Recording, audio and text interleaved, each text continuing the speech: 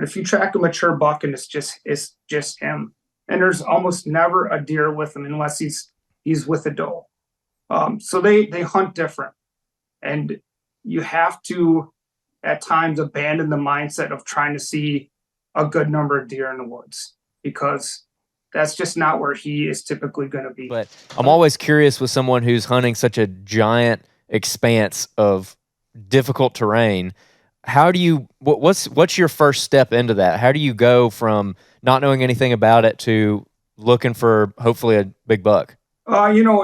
Just like anything else, whether you're hunting hills or anywhere, it starts with map study. And, the first thing I look for is access. I want places that are not very accessible. The harder the access, the better. And that's just because I'm looking for those older, mature bucks. The more hunting pressure, the more deer that are getting taken out of the herd. So I start there, and from that, I just use different map overlays. I'm looking for pinch points between water is a big one. Say, two ponds or two lakes that come close together. That would be a funnel, and it's very similar to topo. You're looking for edges and funnels, and it's not elevation change that you're looking for. It's the actual landscape, water, different vegetation, open areas, beaver ponds that usually keep deer out. Logging is another big thing to key in on. When loggers, log a big area, if you come back in 2 or 3 years, it's going to be full of deer. So, I'm constantly trying to keep my eye open for logging practices as well. But yeah, it's kind of a whole mix of things that it's. I wouldn't say it's any one singular thing that I'm looking for. It's kind of a mix, and then from that mix, then I just get out, boots on the ground, and I like to do most of my scouting in December, January, February, and that's just because I can find their tracks and go. Okay.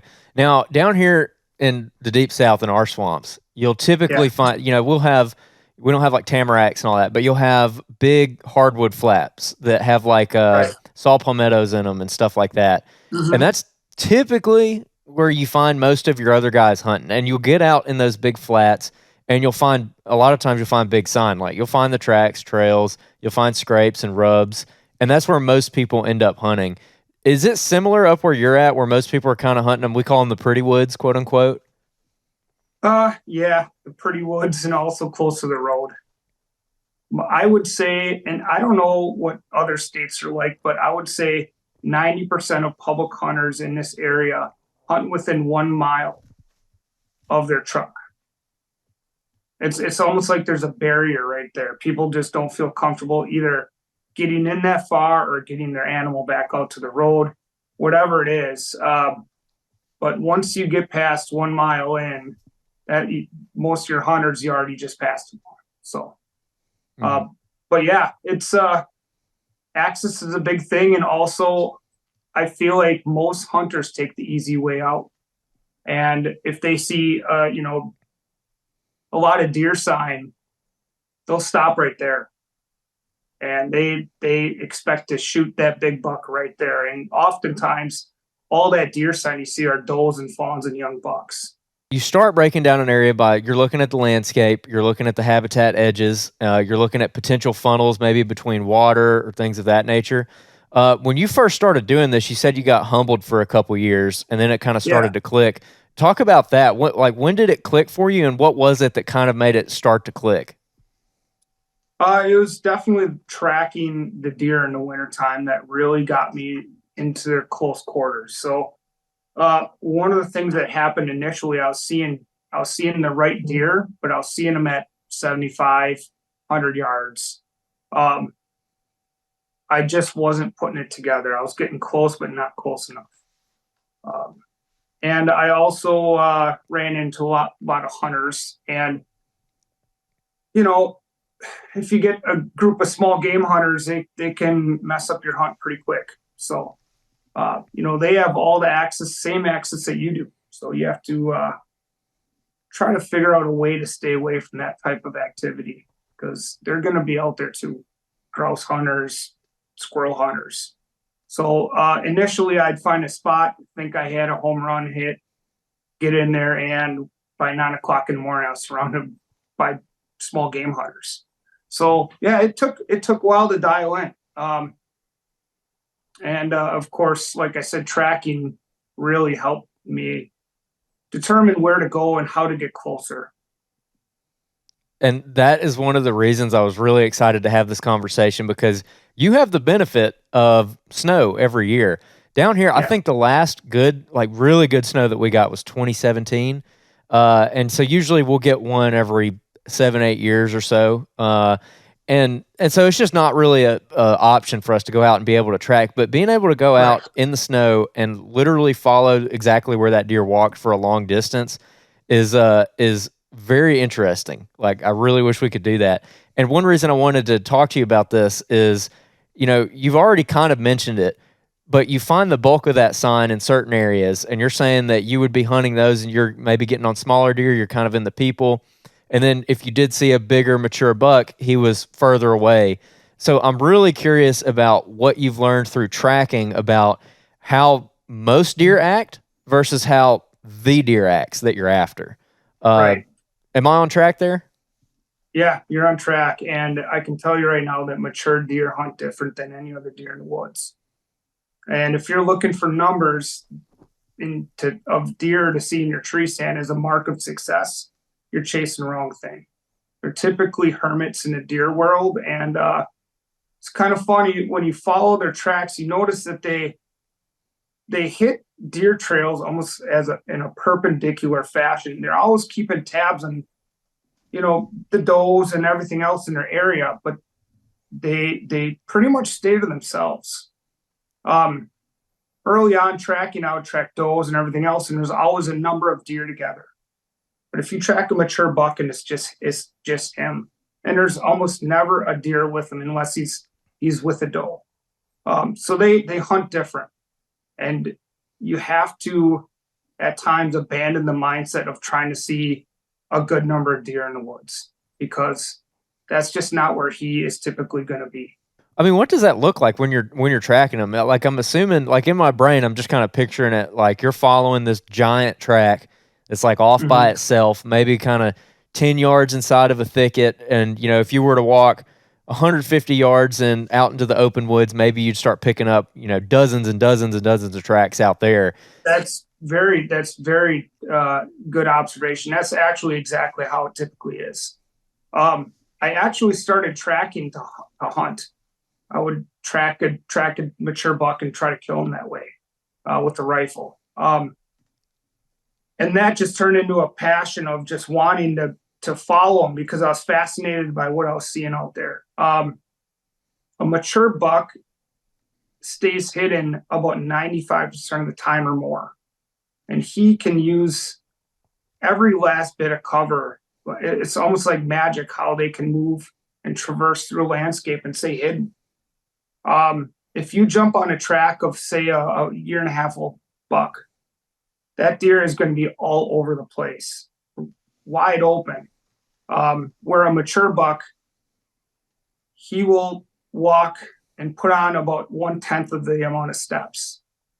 Very direct, very deliberate, always hidden, and there's no fluff in there. He is going with the intent to do one thing. And if you ever watch deer that come out in the field at night, it always starts with the does and fawns, and they're all over that field. And the field will fill up with deer, and that last deer to come in that field right before it gets dark is that buck. And he just comes and he stands right on the edge. If I'm sure you guys have seen this, they are just very deliberate and they want to stay hidden almost at all costs.